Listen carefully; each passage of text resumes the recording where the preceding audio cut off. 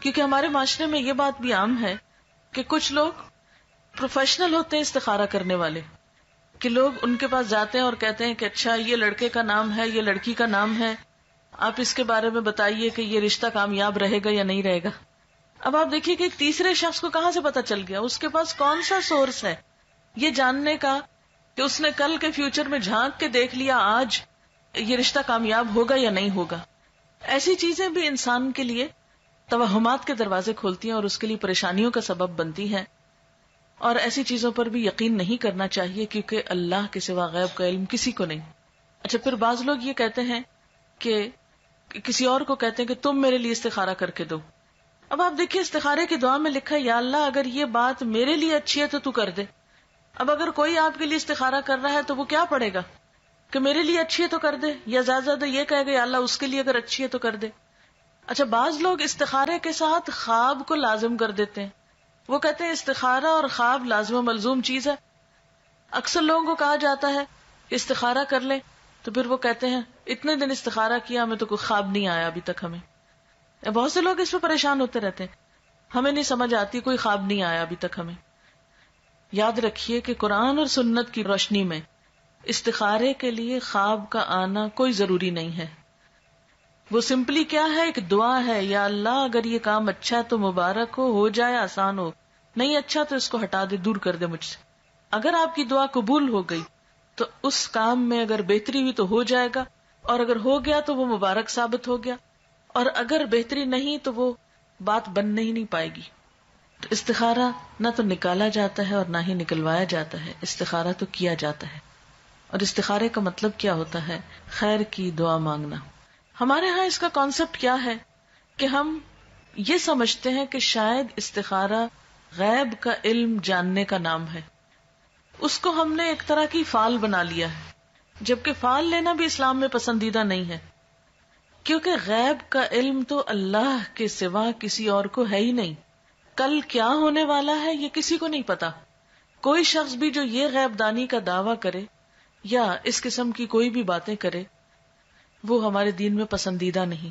اسی لیے ہمیں کسی نجومی کے پاس جانے سے منع کیا ہے، ہاتھ دکھانے سے منع کیا ہے، چھپی باتیں معلوم کرانے سے اور ذائچے بنوانے سے منع کیا گیا ہے، کیونکہ یہ ساری چیزیں انسان کے لیے نقصان دہ ہوتی. انسان توہمات کا شکار ہو جاتا ہے، انسان کوئی ڈیسیژن نہیں لے پاتا. اسی لیے ہمارے دین میں ایسی کوئی چیز نہیں کہ کالی بلی آگے نظر آ گئی راستے میں تو یہ منحوس ہے، یا کوا بول پڑا تو کوئی آ جائے گا، یا جوتی الٹ گئی تو کچھ ہو جائے گا. یہ چھوٹی چھوٹی چیزیں جو ہمارے معاشرے میں ہر کلچر میں کچھ نہ کچھ ایسی باتیں عام ہوتی ہیں کہ صبح سویرے اگر فلاں شخص سے ملاقات ہو گئی تو یہ میرے لیے اچھا نہیں. ہمارے دین میں کیا ہے کہ ہر خیر اور شر کا مالک اللہ ہے. کوئی کسی کو نقصان نہیں دے سکتا جب تک اللہ نہ چاہے، کوئی کسی کو فائدہ نہیں پہنچا سکتا جب تک کہ اللہ نہ چاہے. اس لیے ایک مومن جو ہوتا ہے وہ لوکانیات پہ، یعنی کاش یہ ہوتا، کاش وہ ہوتا، وہ اس پر اعتماد نہیں کرتا، اور نہ اس کی زندگی میں کاش ہوتا ہے. اور بہت زیادہ کاش کہنے سے بھی منع کیا گیا ہے کیونکہ یہ شیطان کا دروازہ کھول دیتا ہے. یعنی شیطان کو انسان کے دل میں وسوسے ڈالنے کا موقع مل جاتا ہے، انسان کے دلوں میں حسرتیں پیدا کرتا ہے. اب بعض اوقات ایسا ہوتا ہے نا کہ کوئی عزیز رشتہ دار گھر سے نکلتا ہے، اچانک کوئی ایکسیڈنٹ ہو جاتا ہے تو عموماً لوگ کہتے ہیں کاش آج وہ جاتا ہی نہ، کاش وہ آج ایسا نہ کرتا تو ایسا نہ ہوتا. تو بات یہ ہے کہ کاش کی وجہ سے کوئی چیز ٹلتی نہیں. تقدیر کے اوپر ایمان ضروری ہے، اور تقدیر پر ایمان لانے والا مطمئن ہو جاتا ہے، پرسکون ہو جاتا ہے، خوش رہتا ہے. کیونکہ اگر ہم تقدیر پر ایمان نہیں بھی رکھتے تو بھی آپ دیکھیں کہ اللہ کے فیصلوں کو ہم ٹال نہیں سکتے، ہم اس میں تبدیلی نہیں کر سکتے. اس لیے استخارہ غیب جاننے کا ذریعہ نہیں ہوتا. اس کا مسنون طریقہ کیا ہے؟ استخارہ کس طرح کرنا چاہیے؟ استخارہ زندگی میں جب بھی انسان کو کوئی اہم کام پیش آئے، کوئی اہم معاملہ سامنے آئے، تو اس موقع پر انسان کو 2 نفل پڑھ کر دعا مانگنی چاہیے. 2 نفل اس بات کے، اور وہ مسنون دعا کیا ہے؟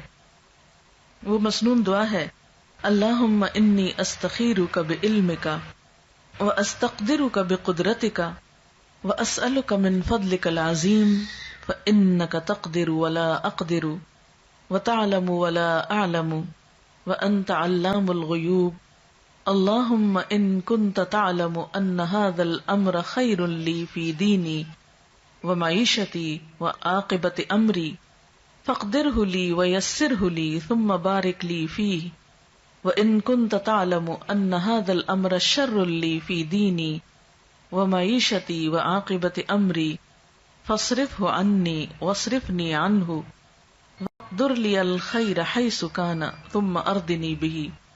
یہ ہے مسنون دعا. اس کے بارے میں حدیث پاک میں آتا ہے، حضرت جابر رضی اللہ تعالی عنہ کا بیان ہے کہ نبی صلی اللہ علیہ وسلم جس طرح ہمیں قرآن پڑھایا کرتے تھے اسی طرح ہر کام میں استخارہ کرنے کی بھی تعلیم دیتے تھے. فرماتے جب تم میں سے کوئی کسی اہم معاملے میں فکر مند ہو تو 2 رکعت نفل پڑھے اور پھر یہ دعا پڑھے. یعنی آپ صلی اللہ علیہ وسلم جیسے قرآن پاک کی کوئی سورت سکھاتے تھے ایسے ہی یہ دعا سکھاتے تھے اپنے صحابہ کو. اور ساتھ ہی کیا تعلیم دیتے کہ جب بھی کوئی اہم کام ہو، اہم معاملہ ہو تو کیا کرو؟ نفل پڑھ کر یہ دعا پڑھو. اہم کاموں میں خود مثلا جس کی شادی ہے، شادی ایک اہم فیصلہ ہے نا زندگی کا، جس کی شادی ہے وہ خود بھی پڑھے یہ نفل اور ماں باپ بھی پڑھے، ماں یا باپ دونوں میں سے کوئی ایک پڑھ لے. اس کا ترجمہ کیا ہے اور یہ کیوں پڑھا جائے؟ نبی صلی اللہ علیہ وسلم نے فرمایا استخارہ کرنے والا کبھی نامراد نہیں ہوتا، استخارہ کرنے والا کبھی نامراد نہیں ہوتا، مشورہ کرنے والا کبھی نادم نہیں ہوتا، اور کفایت شعاری سے کام لینے والا کبھی کسی کا محتاج نہیں ہوتا. یعنی جو شخص مشورہ کرتا ہے اس کو پھر شرمندگی نہیں ہوتی، اور جو شخص بچت سے کام لیتا ہے پھر وہ کسی کا محتاج نہیں ہوتا، کیونکہ وہ اپنی ضرورت کے وقت کے لیے پہلے سے ہی تیاری کر کے رکھتا ہے. اور اللہ تعالیٰ سے استخارہ کرنا یعنی ایک طرح سے مشورہ کرنا بھی ہے اور خیر کی دعا مانگنا بھی ہے. یہ انسان کے لیے ایک سعادت کی بات ہے کہ وہ کسی اہم معاملے میں اپنے رب سے مشورہ کر رہا ہے اور پھر اس کے فیصلے پر راضی ہے. اور آپ جانتے ہیں کہ تقدیر پر راضی ہونا جو ہے، تقدیر پر راضی ہونا یہ ایمان کا حصہ ہے. جب ہم استخارہ کرتے ہیں اور اس کی دعا پڑھتے ہیں تو اس کا مطلب کیا ہے؟ دعا کا ترجمے سے ہی آپ کو پتہ چل جائے گا. ترجمہ ہے خدایا میں تجھ سے تیرے علم کے واسطے سے خیر کا طلبگار ہوں، تیری قدرت کے ذریعے تجھ سے تیرے عظیم فضل کا سوال کرتا ہوں، اس لیے کہ تو قدرت والا ہے اور مجھے ذرا قدرت نہیں، تو علم والا ہے مجھے علم نہیں، تو غیب کی ساری باتوں کو خوب جانتا ہے. خدایا اگر تیرے علم میں یہ کام میرے لیے بہتر ہے میری دین اور دنیا کے لحاظ سے اور انجام کے لحاظ سے تو میرے لیے اسے مقدر کر دے. یعنی جب کسی بھی کام کے لیے ہم استخارہ کریں تو اس کو ذہن میں رکھنا چاہیے کہ اگر یہ چیز میرے دنیا اور آخرت کے لحاظ سے اچھا ہے تو اس کو میرے لیے مقدر کر دے، یعنی میری قسمت میں کر دے، میرے لیے اس کو آسان کر دے، میرے لیے اس کو مبارک بنا دے. اور اگر تیرے علم میں یہ کام میرے لیے برا ہے میرے دین اور دنیا کے لحاظ سے اور انجام کے لحاظ سے تو اس کام کو مجھ سے دور رکھ اور مجھے اس سے بچا کے رکھ، اور میرے لیے خیر اور بھلائی مقدر کر دے جہاں کہیں بھی ہو، پھر مجھے اس پہ راضی بھی کر دے. کتنی خوبصورت دعا ہے. یہ ہے دراصل استخارہ کہ اللہ اگر تو یہ چیز میرے حق میں اچھی ہے تو اس کو آسان کر کے مبارک کر دے، اور اگر اچھی نہیں تو اسے ہٹا دے مجھ سے اور مجھے اس سے ہٹا دے. اب آپ سوچئے کہ اس استخارے کی دعا کا نتیجہ کیا ہونا چاہیے؟ یہی نا کہ یا تو کام ہو جائے یا پھر نہ ہو. اگر ہو جائے تو پہلے سے ہی ہم نے دعا مانگ لی کہ یا اللہ اب یہ ہمارے لیے بہت اچھا ثابت ہو، اور اگر نہیں ہوتا تو بھی ہمیں اس پہ راضی ہو جانا چاہیے، تسلی ہونی چاہیے کہ اللہ کو منظور نہیں اور اس میں ضرور ہمارے لیے کوئی بہتری ہے کہ اس کام کے ہونے کا سبب نہیں بنا. اور اس طرح انسان جو بھی فیصلہ کرتا ہے اس پر نادم نہیں ہوتا، پشیمان نہیں ہوتا، بعد میں پچھتاتا نہیں. اگر کام کرنے کے بعد انسان سمجھتا ہے کہ بہت اچھا رہا، سب ٹھیک ہو گیا اور اچھا رہا، تو بھی کیا سمجھتا ہے کہ یہ میرے رب نے مجھے عطا کیا ہے، اس کو کوئی تکبر نہیں آتا اس پر. اور اگر کام ہو جاتا ہے اور بعد میں دیکھتا ہے کہ اس کا نتیجہ اچھا نہیں نکلا تو بھی اس میں ندامت نہیں ہوتی کہ میں نے تو اللہ سے دعا کی تھی، اگر پھر بھی ٹھیک نہیں ہوا تو اس میں بھی ضرور میرے لیے کوئی سبق ہوگا. کیونکہ قرآن پاک میں یہ بھی آتا ہے نا عسیٰ ان تحبوا شیئا وَهُوَ شَرٌّ لَكُمْ وَعَسَىٰ أَن تَكْرَهُوا شَيْئًا وَهُوَ خَيْرٌ لَكُمْ. ہو سکتا ہے کہ ایک چیز تمہیں بہت پسند ہو اور وہی تمہارے لیے اچھی نہ ہو، اور یہ بھی ہو سکتا ہے کہ ایک چیز تمہیں بالکل اچھی نہ لگتی ہو، تمہارے دل کو نہ بھاتی ہو، اور اس میں تمہارے لیے بہت بڑی بھلائی ہو. اس لیے آپ صلی اللہ علیہ وسلم نے کیا فرمایا کہ استخارہ کرنے والا کبھی نامراد نہیں ہوتا.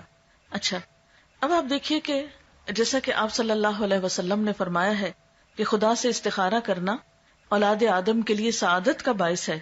تقدیر پہ راضی ہو جانا بھی اولاد آدم کے لیے سعادت یعنی خوش قسمتی کی بات ہے، اور انسان کی بدبختی یہ ہے کہ وہ اللہ سے استخارہ نہ کرے اور خدا کی قضا پر یعنی تقدیر پر ناخوش ہو. یہ بدبختی کی بات ہے. اچھا، یہ ہے استخارے کی روح اور یہ ہے اس کی جسٹ.